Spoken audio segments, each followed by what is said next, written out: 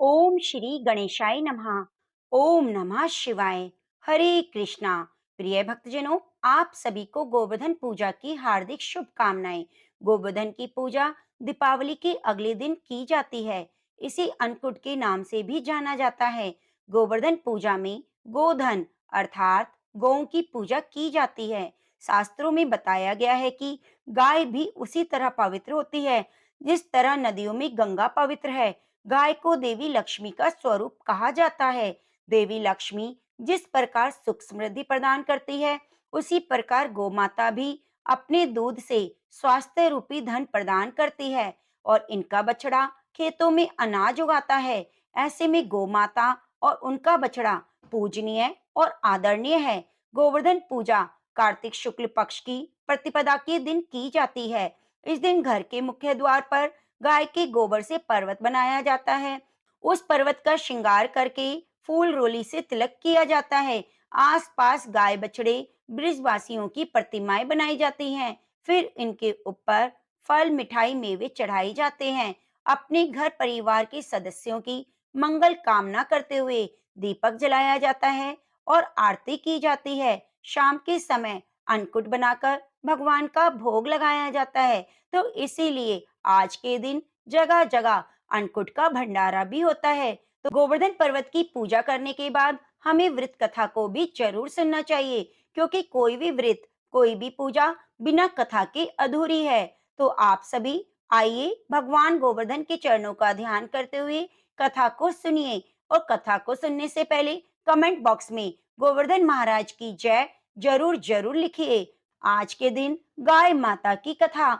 महाराजा दिलीप और देवराज इंद्र में बहुत गहरी मित्रता थी। एक बार देवराज इंद्र ने महाराजा दिलीप को स्वर्ग में बुलाया और वहां गए तो कहा कि देवों के बीच और असुरों के बीच युद्ध होने वाला है, तो आप हमारी सहायता करें। राजा दिलीप सहायता करने के लिए तैयार हो गए। देव और असुरों के बीच में युद्ध हुआ। युद्ध समाप्त होने के बाद में महाराजा दिलीप जब पृथ्वी लोक पर लौट रहे थे, तो रास्ते में उन्हें कामधेनु गाय मिली। किंतु महाराजा दिलीप ने पृथ्वी पर आने की आतुरता के कारण गाय की तरफ देखा ही नहीं, न प्रणाम किया और न ही प्रदक्षिणा की। इससे गाय को अपना अपमान महसूस हुआ। तो गाय ने गुस्से में आकर श्राप दिया कि तू निसंतान रहेगा। अगर मेरी संतान नंदिनी गाय तुम पर कृपा करेगी तो तुझे पुत्र की प्राप्ति होगी। लेकिन महाराजा दिलीप को इस श्राप के बारे में कुछ भी पता नहीं था। तो वे पृथ्वी लोक पर लौट आए। कई वर्ष बीत गए, उनके संतान नहीं हुई, तो बहुत दुखी रहने लगे। महाराजा महारानी प्रजा सभी लोग चिंतित रहते, दुखी रहते। पुत्र की प्राप्ति की इच्छा से एक बार महाराजा दिलीप अपनी रानी को लेकर कुल गुरु महर्षि वशिष्ठ जी के आश्रम पर पहुंचे। महर्षि तो सब कुछ समझ गए थे। तो महर्षि ने राजा को बताया कि यह गौ माता के अपमान का फल है। सुरभि गो की पुत्री नंदिनी गाय हमारे आसमान पर रहती है।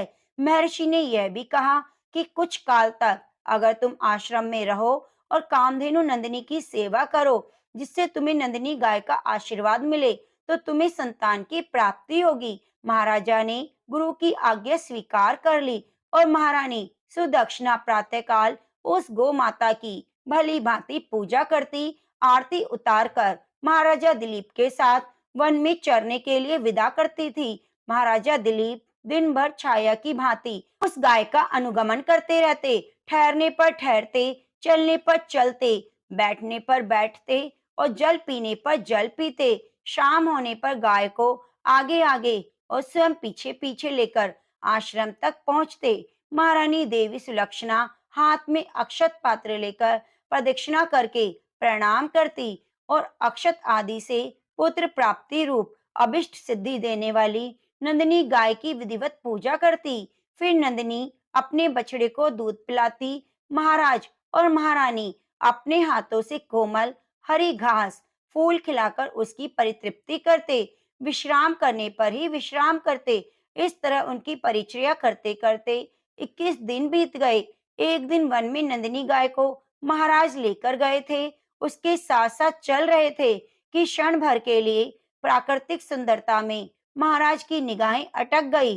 तभी उन्हें नंदिनी गाय की आवाज सुनाई दी। वह एक भयानक सिंह के पंजों में फंसी हुई छटपटा रही थी। उन्होंने आक्रामक सिंह को मारने के लिए अपने तरकस से तीर निकालना चाहा, किंतु उनका हाथ जड़ित होकर वहीं पर अटक गया। वे चित्रलिखे से खड़े रह गए और भीतर ही भीतर छटपटाने लगे। तभी मनुष्य की भांति वह सिंह बोल उठा कि हे राजन, तुम्हारे शस्त्र उसी तरह व्यर्थ हैं जैसे वृक्षों को उखाड़ने वाला प्रभंजन पर्वत से टकराकर व्यर्थ हो जाता है। मैं भगवान शिव के गण निकुंभ का मित्र कुंभोदर हूँ। भगवान शिव ने सिंह की आवृत्ति देकर मुझे हाथी आदि से इस वन के देव दारुकाओं की रक्षा का भार सौंपा है। उस समय जो भी जीव सर्वप्रथम मेरे दृष्टिपथ में आता है, उसी का मैं भक्षण करता हूँ। इस गाय ने इस संरक्षित वन में प्रवेश करने की चेष्टा की और मेरे भोजन की वेला में मेरे सम्मुख आ गई है, इसलिए मैं इसे खाकर अपनी भूख शांत करूंगा। तुम लज्जा और ग्लानि छोड़कर लौट जाओ। परंतु दुखी हुआ महाराज दिलीप भय और व्यथा से छटपटा रही गाय के नेत्र से अविरल आंसू धारा को देखकर उसे दूध मुहे बछड़े का स्मरण करते हुए बहुत दुखी हो उठा। वह सोचने लगा, इस समय नंदिनी का जीवित रहना जिंदगी से कहीं ज्यादा मूल्यवान है। उन्होंने सिंह से प्रार्थना की वह उसके शरीर को खाकर अपनी भूख को मिटा ले और नंदिनी गाय को छोड़ दे। यह सुनकर सिंह ने राजा के इस अद्भुत प्रस्ताव का मजाक उड़ाते हुए कहा, हे राजन, तुम चक्रवर्ती सम्राट हो, तुमको नंदिनी के बदले करोड़ों गाय मिल जाएंगी। तुम युवा हो, इस तुच्छ प्राणी के लिए अपने सुंदर शरीर और यौवन की आहुति क्यों देना चाहते हो? तुम अपना विवेक खो बैठे हो। अगर तुम इस गाय पर दया करोगे तो सिर्फ तुम इस गाय के जीवन को ही बचा सकोगे। अगर जीवित रहोगे तो तुम्हारे पिता की संपूर्ण प्रजा निरंतर आने वाली विपत्तियों से रक्षा कर सकोगे। इसलिए तुम अपने सुख भोक्ता शरीर की रक्षा करो। स्वर्ग प्राप्ति के लिए तप त्याग करके शरीर को कष्ट मत दो। यह तुम जैसे ऐश्वर्यशालियों को शोभा नहीं देता। ऐसा स्वर्ग निरर्थक है। अरे वह तो इसी पृथ्वी पर है जहाँ वैभव विलास के सारे साधन उपलब्ध है। वह समझो कि स्वर्ग में ही रह रहा है।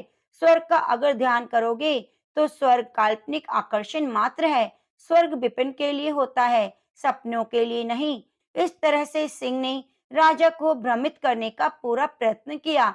सिंह की सारी बातें सुनकर महाराजा दिलीप ने उस गाय को देखा जो लगातार आंसू बहा रही थी और राजा की तरफ देखकर प्राण रक्षा की याचना कर रही थी। तो राजा ने तुरंत क्षत्रियत्व के महत्व को प्रतिपादित करते हुए उत्तर दिया, नहीं सिंह नहीं, गौ माता को तुम्हारा भक्षण बनाकर मैं नहीं लौट सकता।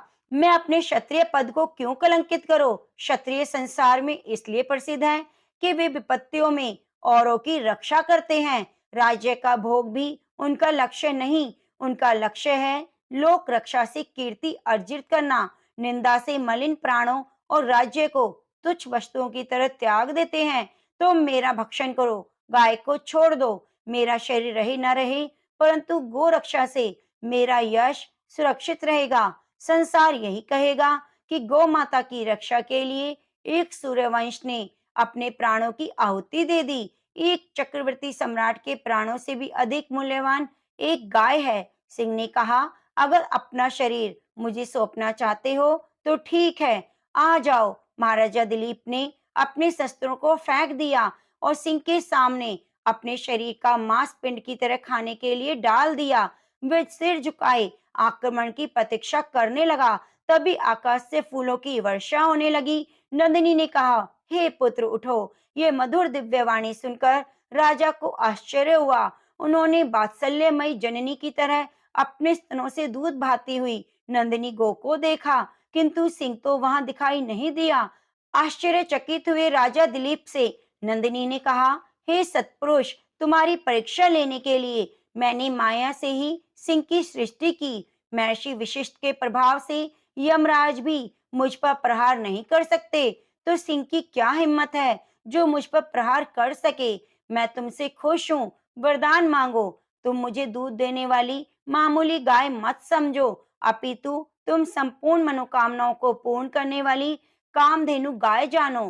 तो राजा ने दोनों हाथ जोड़कर वंश चलाने वाले पुत्र की याचना की। नंदिनी से तो नंदिनी ने कहा, तथास्तु, और मैं आपकी गौभक्ति से अत्यधिक प्रसन्न हूँ। मेरे स्तनों से दूध निकल रहा है, उसे पात्रों में भरकर तुम पी लो, जिससे तुम्हें अत्यंत प्रतापी पुत्र की प्राप्ति होगी। राजा ने निवेदन किया, माँ, मैं बछड़े से पहले दूध नहीं पी सकता। पहले बछड़ा दूध पिएगा, उसके बाद बचे हुए दूध को मैं पीऊंगा, क्योंकि पहला अधिकार बछड़े का होता है और दूसरा अधिकार गुरु का। राजा के धैर्य ने नंदिनी के हृदय को जीत लिया। नंदिनी बड़े ही प्रसन्न मन से राजा के आगे आगे आश्रम को लौट आई। पहले बछड़े ने दूध पिया, फिर महर्षि की आज्ञा से महाराज ने दूध पिया। इस तरह नंदिनी गाय के आशीर्वाद से रघु जैसे महान यशस्वी पुत्र की प्राप्ति हुई। तभी से कहा जाता है कि गौ माता की पूजा करने से मनुष्य की कोई भी मनोकामना हो वह पूर्ण हो जाती है। बहुत समय पहले की बात है। यमुना पार एक गांव में दो औरतें रहा करती थी। एक का नाम गंगा था, दूसरी का नाम माया। गंगा और माया दोनों रोज यमुना पार नाव में बैठकर वृंदावन आती और वहां घूम घूम कर सब्जी बेचा करती। गंगा और माया रोज इसी तरह से सुबह से शाम तक सब्जियां बेचा करती। जब उनकी सारी सब्जी बिक जाती तो दोनों यमुना के किनारे बैठ जाती और अपने घर से लाए हुए भोजन को बड़े ही प्रेम पूर्वक खाने लगती। वो अपने घर से भोजन के लिए रोटी मक्खन लाती, यमुना के किनारे पेड़ की छांव में बैठकर बड़े ही प्यार से खाती। फिर नाव में बैठकर यमुना पार करके अपने गांव चली जाती। वे दोनों वृंदावन के यमुना पार की थी, फिर भी दोनों भगवान कृष्ण को नहीं जानती थी और ना ही जानती थी कि भक्ति क्या होती है। वह तो केवल सब्जी बेचकर गुजारा करना और अपना पेट भरना जानती थी। एक दिन गंगा और माया सब्जी बेचने वृंदावन आई और आज उनकी सब्जी जल्दी बिक गई। तो दोनों एक दूसरे से कहने लगी, बहन, आज तो हमारी सब्जी जल्दी बिक गई है। काफी दिनों से यह पहली बार हुआ कि इतनी जल्दी सब्जी बिक गई। गंगा कहने लगी, माया, अब तुम बताओ कि हम क्या करें, इतनी जल्दी घर जाकर क्या करेंगे। तो माया कहने लगी, बहन देखो, सामने मंदिर है, उसमें कथा हो रही है।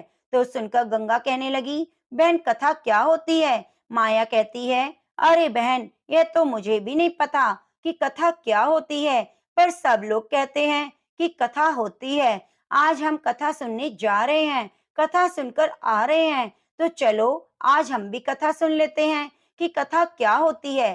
गंगा और माया दोनों मंदिर में कथा सुनने चली गईं। वहां जाकर भक्तों के बीच में बैठकर कथा सुनने लगी।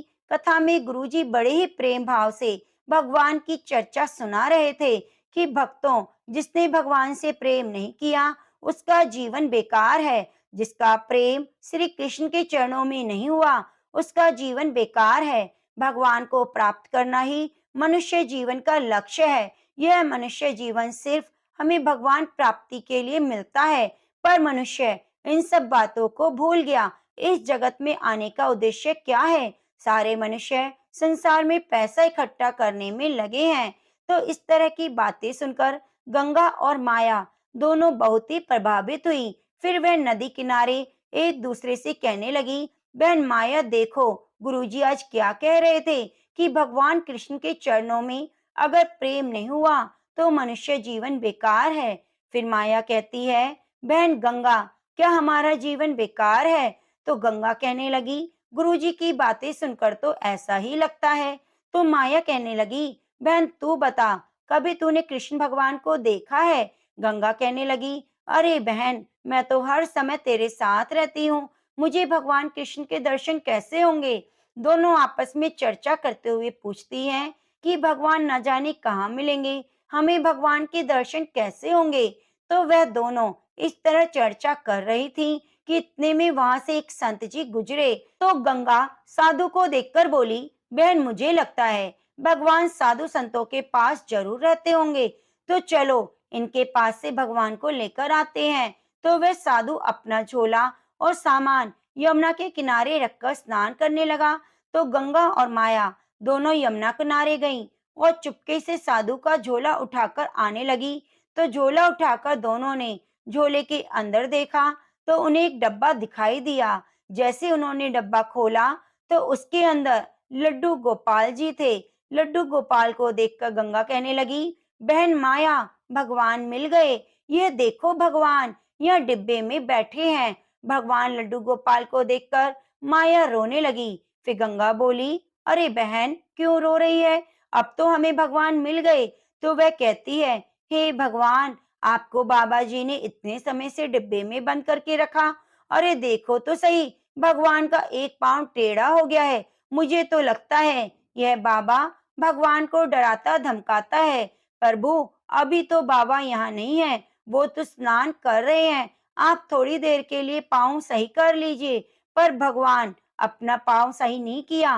तो गंगा कहने लगी, भगवान तो अपना पाँव सीधा नहीं कर रहे। मुझे तो लगता है इतने समय से डिब्बे में बंद रहने के कारण इनका पाँव अकड़ गया है। ना जाने इस बाबा ने भगवान को डिब्बे में कब से बंद कर रखा है। चलो कोई बात नहीं, अब तुम्हारा पाँव मैं सीधा करूंगी। यह कहकर उन्होंने अपने खाने की पोटली में से मक्खन निकाला और भगवान जी के पैरों की मालिश करने लगी।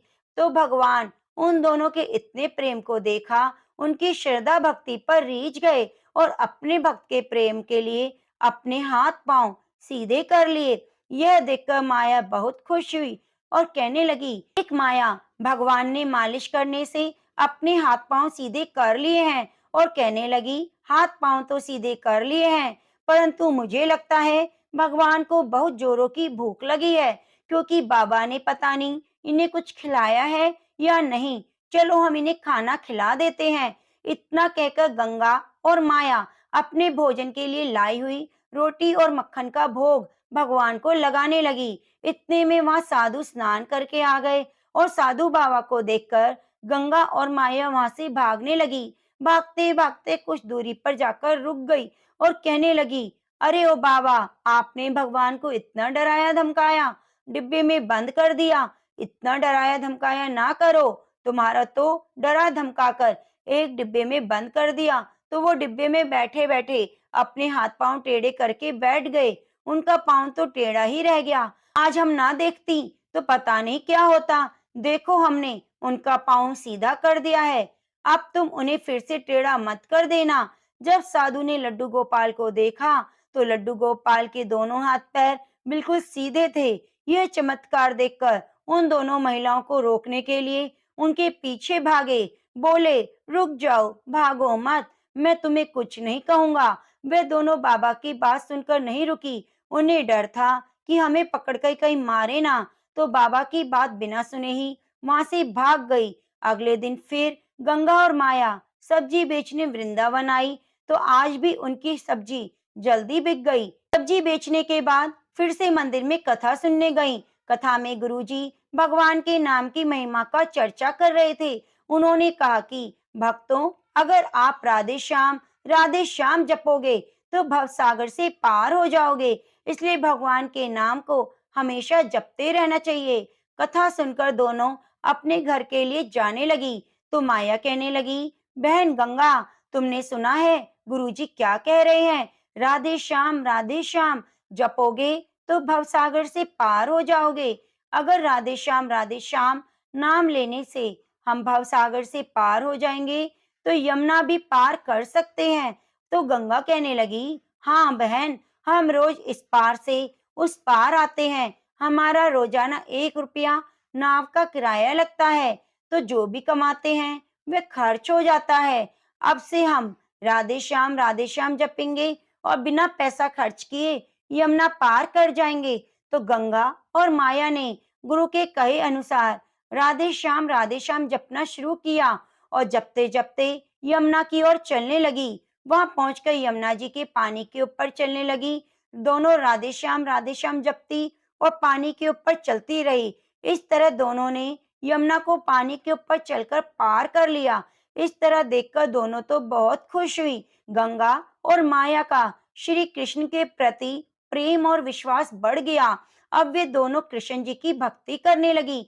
एक दिन गंगा ने कहा, बहन माया, हमने गुरु जी के कहने पर कृष्ण जी की भक्ति पाई है और गुरु जी के कहते हुए हमने नाम जपते हुए यमुना को भी पैदल पार किया। ऐसा करने से हमारे बहुत सारे पैसे बच गए।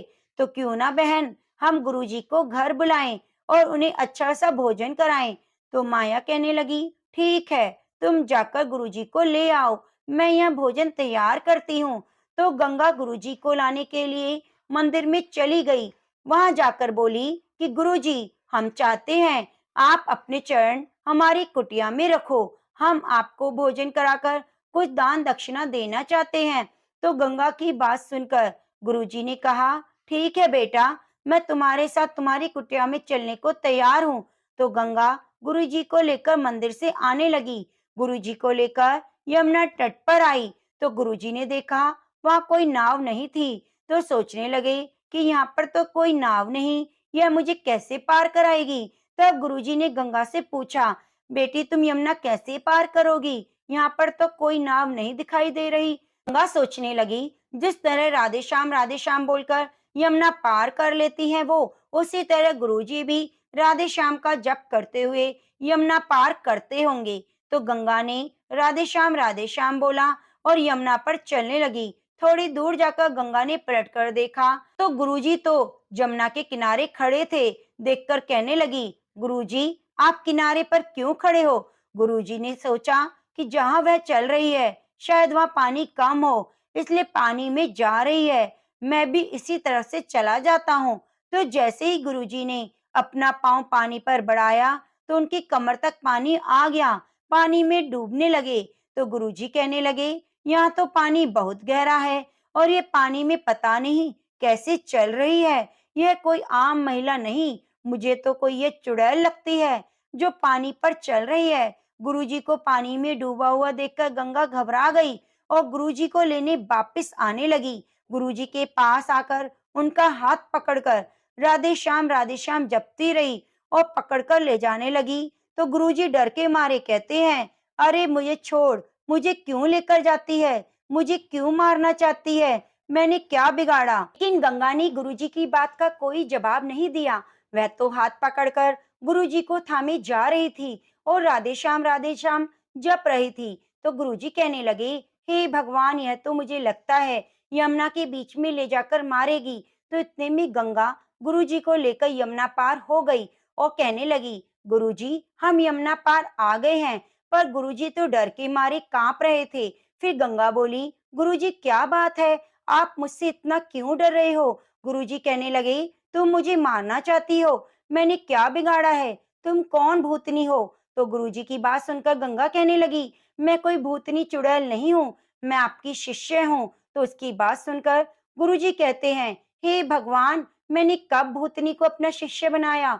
तो गंगा कहने लगी, गुरुजी आप ये क्या कह रहे हैं, आपने तो कथा में बताया कि राधे श्याम जपोगे तो भव सागर से पार हो जाओगे। हमने सोचा राधे श्याम जपने से भव सागर से पार हो जाएंगे तो यमुना से भी पार हो जाएंगे। अब तो हम रोजाना राधे श्याम जपते हैं और यमुना जी को पार कर लेते हैं, अब हमें कोई नाव की जरूरत नहीं। गंगा की बात सुनकर गुरुजी हैरान हो गए और गंगा से कहने लगे, हे बेटी, तुमने अपने गुरु के वचनों पर इतना दृढ़ विश्वास रखा कि उसके बल पर तुमने यमुना के पानी पर चलकर यमुना को पार कर लिया। बेटी तुम महान हो, तुम्हारा प्रभु के प्रति प्रेम और विश्वास है, तो प्रेम से बोलिए, कृष्ण कन्हैया की जय हो। भगवान की भक्ति को अपने विश्वास और सरल हृदय से ही जीता जा सकता है। प्रपंच और ढोंग से हम कभी भी भगवान को प्राप्त नहीं कर सकते। एक सच्ची भक्ति और दृढ़ विश्वास ही था जो गंगा और माया ने प्राप्त कर लिया। गोवर्धन पूजा की पौराणिक कथा। कथा के अनुसार एक बार देवराज इंद्र को अभिमान हो गया था।